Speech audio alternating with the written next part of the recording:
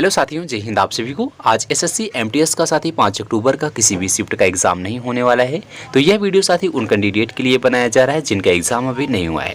तो दोस्तों, अगर आपका भी एग्जाम अभी नहीं हुआ है तो इस वीडियो को एक बार आप लोग पूरा देखिएगा। इस वीडियो में हम आज आपको जीके के मोस्ट इंपॉर्टेंट 25 क्वेश्चन लेकर आए हैं। सभी क्वेश्चन साथी आपके जिस टाइप का क्वेश्चन आपके एग्जाम में पूछा जा रहा है उस पर बेस्ड है, यानी साथी आने वाले शिफ्टों में आपको डायरेक्ट यहाँ से क्वेश्चन देखने को मिलेगा। हर एक टॉपिक को इसमें कवर किया गया है, जैसे आपका history, geography, political science, static, GK, physics, chemistry, biology, हर एक टॉपिक से क्वेश्चन देखने को मिलेगा जो आपको आने वाले एग्जाम में देखने को मिलेगा। तो साथी अगर आप लोग इसी तरह से एसएससी एमटीएस का डेली एनालिसिस करना चाहते हैं तो चैनल को अभी सब्सक्राइब कीजिएगा। डेली मॉर्निंग में हम आपको मोस्ट इंपॉर्टेंट क्वेश्चन का इसी तरीके से प्रैक्टिस भी करते रहेंगे। और साथ ही में अगर आप लोग एसएससी एमटीएस के प्रीवियस ईयर जीके जीएस के क्वेश्चन का पीडीएफ लेना चाहते हैं तो हम सभी कैंडिडेट को free of cost PDF provide कर रहे हैं। पीडीएफ के बारे में आगे हम चर्चा करेंगे किस तरीके से आपको पीडीएफ मिलेगा।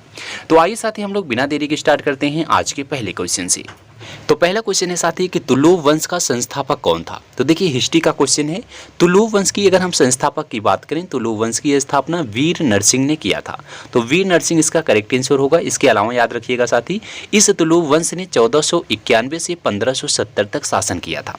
तुलुव वंश का अंतिम राजा पूछा जा सकता है, राजा सदाशिव राय थे जिसका शासनकाल 1542 से 1570 तक था। तुलुव वंश के सबसे लोकप्रिय राजा पूछा जा सकता है तो कृष्णदेव राय थे जिनका शासनकाल 1509 से 1529 तक था। तो देखिए साथी हम आपको एक क्वेश्चन कराते हैं, एक क्वेश्चन में आपको एक्स्ट्रा फैक्ट के साथ लगभग 3 से 4 क्वेश्चन कवर कराते हैं। जैसे आपका पहला क्वेश्चन हो गया तुलुव वंश का संस्थापक कौन था, तो वीर नरसिंह हो जाएगा। उसके बाद यह पूछा जा सकता है तुलुव वंश का शासनकाल क्या था, तो 1491 से 1570 तक था। फिर पूछा जाएगा तुलुव वंश का अंतिम राजा कौन था, तो सदाशिव राय था जिसका शासनकाल 1542 से 1570 तक था। उसके बाद पूछा जाएगा तुलुव वंश का सबसे लोकप्रिय राजा कौन था, श्री कृष्णदेव राय था जिसका शासनकाल 1509 से 1529 तक था। तो इस तरीके से साथी अगर आप लोग क्वेश्चन को पढ़ेंगे डेफिनेटली आपके एग्जाम में क्वेश्चन देखने को मिलेगा। नेक्स्ट क्वेश्चन देखिएगा साथी, बांग्ला महोत्सव किस जनजाति द्वारा मनाया जाता है। देखिए साथी आपको महोत्सव यानी जो त्यौहार से क्वेश्चन होता है, लोक नृत्य से क्वेश्चन होता है, वाद्य यंत्र का क्वेश्चन होता है, टेम्पल रिलेटेड क्वेश्चन होता है, जनगणना रिलेटेड क्वेश्चन होता है, पंचवर्षीय योजना से क्वेश्चन होता है, बुक एंड ऑथर से क्वेश्चन होता है। इन सभी क्वेश्चन को साथ ही आप लोग जरूर पढ़ लेना। इन टॉपिक से हर एक शिफ्ट में आपको क्वेश्चन देखने को जरूर मिलेगा। तो देखिए इसमें कहा गया है बांग्ला महोत्सव किस जनजाति के द्वारा मनाया जाता है, जनजाति पूछी गई है। तो बांग्ला एक फसल उत्सव है, गारो जनजाति गारो द्वारा मनाया जाता है। तो बांग्ला महोत्सव साथी किस जनजाति के द्वारा मनाया जाता है, गारो जनजाति के द्वारा मनाया जाता है। नेक्स्ट क्वेश्चन है तुगलक वंश की स्थापना किसने किया था। देखिए तुगलक वंश की स्थापना पूछी जा रही हिस्ट्री के क्वेश्चन से। तुगलक वंश का संस्थापक गयासुद्दीन तुगलक था। तुगलक वंश की स्थापना 1320 में गाजी मलिक गियासुद्दीन तुगलक की उपाधि धारण करके की गई थी। तो तुगलक वंश की स्थापना किसने किया था साथी, याद रखिएगा तुगलक वंश का संस्थापक जो था वो गियासुद्दीन तुगलक था। नेक्स्ट क्वेश्चन देखिएगा, भारत रत्न किसे मिला था। तो पहला भारत रत्न पूछा गया है, किसे मिला था। तो पहला भारत रत्न पुरस्कार 1954 में चक्रवर्ती राजा गोपालचारी, पूर्व राष्ट्रपति डॉक्टर सर्वपल्ली राधाकृष्णन और वैज्ञानिक डॉक्टर चंद्रशेखर वेंकट रमन को सम्मानित किया गया था। तो देखिए अगर आपके ऑप्शन में इन सभी में से कोई भी एक दे सकता है तो ये आपका करेक्ट आंसर होगा। याद रखिएगा पहला भारत रत्न किसे मिला था, 1954 में साथी दिया गया था। चक्रवर्ती राजगोपालाचारी को दिया गया था, पूर्व राष्ट्रपति डॉक्टर सर्वपल्ली राधाकृष्णन को दिया गया था और वैज्ञानिक डॉक्टर चंद्रशेखर वेंकट रमन को दिया गया था। तो इन तीनों में से आपका एक ऑप्शन कोई भी हो सकता है। नेक्स्ट क्वेश्चन साथी आपको बता दें, खेल से हर एक शिफ्ट में आपका ये क्वेश्चन देखने को मिलेगा। डायरेक्ट आपका खिलाड़ी का नाम दे देगा कि इनका संबंध किस खेल से है, या फिर खेल का नाम देगा कि ये खेल जो है खेल से संबंधित है। तो इसको याद रखिएगा।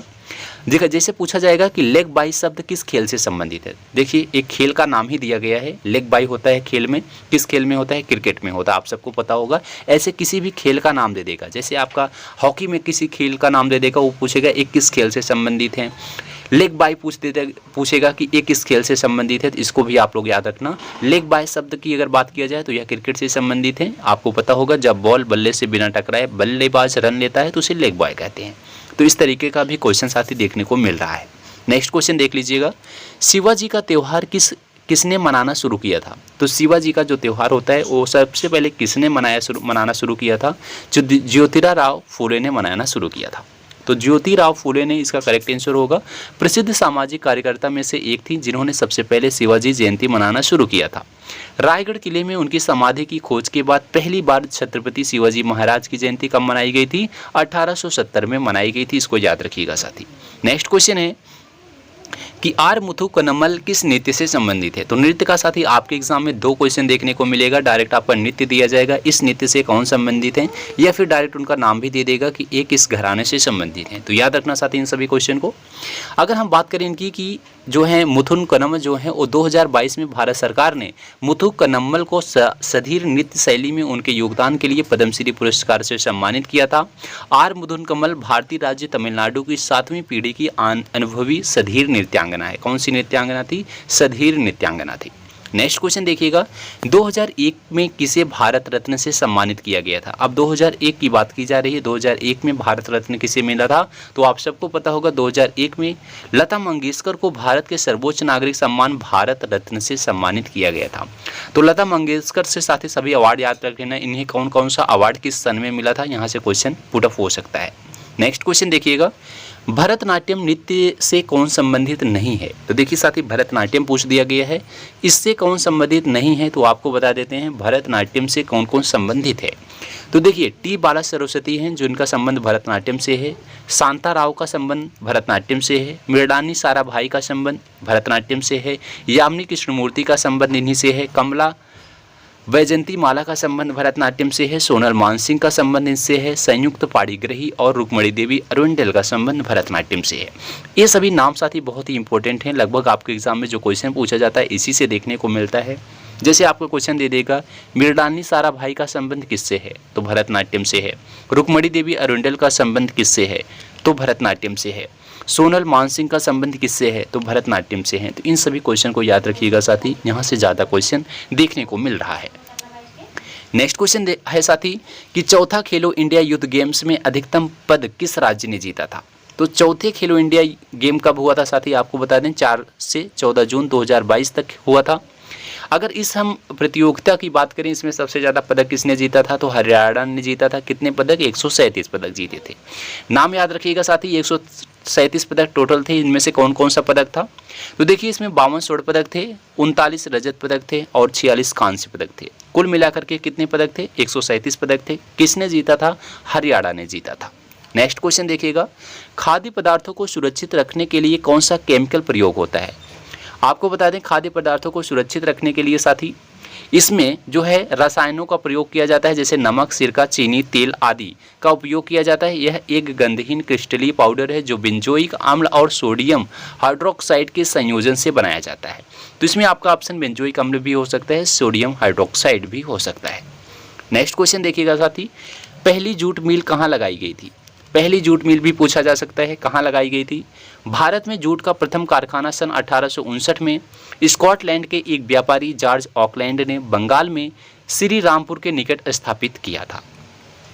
नेक्स्ट क्वेश्चन है 1976 में संविधान की प्रस्तावना में क्या नहीं जोड़ा गया था? ध्यान दीजिएगा साथी, नहीं पूछा जा रहा है 1976 में संविधान की प्रस्तावना में क्या नहीं जोड़ा गया। तो 42वें संविधान संशोधन अधिनियम 1976 द्वारा लोकतांत्रिक गणराज्य और न्याय को संविधान की प्रस्तावना में नहीं जोड़ा गया था। तो ये आपके ऑप्शन में हो सकता है कि जो है लोकतांत्रिक गणराज्य दे देगा, ये आपका न्याय को संविधान की प्रस्तावना में इस सभी को जो है 1976 की संविधान की प्रस्तावना में नहीं जोड़ा गया था। नेक्स्ट क्वेश्चन आपका पूछा जा सकता है साथ ही ब्लैक सॉयल क्या है? काली चट्टान भी क्वेश्चन पूछा जा सकता है। काली मिट्टी क्या होती है? काली मिट्टी मुख्यतः कहाँ पाई जाती है? तो याद रखना काली मिट्टी मुख्यतः महाराष्ट्र, कर्नाटक, गुजरात, मध्य प्रदेश में पाई जाती है और इस मिट्टी में मैग्नीशियम, चूना, लौह तत्व तथा कार्बनिक पदार्थों की अधिकता होती है। इस मिट्टी का काला रंग टेटने, फेरस, मैग्नाइट एवं जीवांश की उपस्थिति के कारण होता है। अंतर्राष्ट्रीय स्तर पर काली मिट्टी को चेरनोजम कहा जाता है।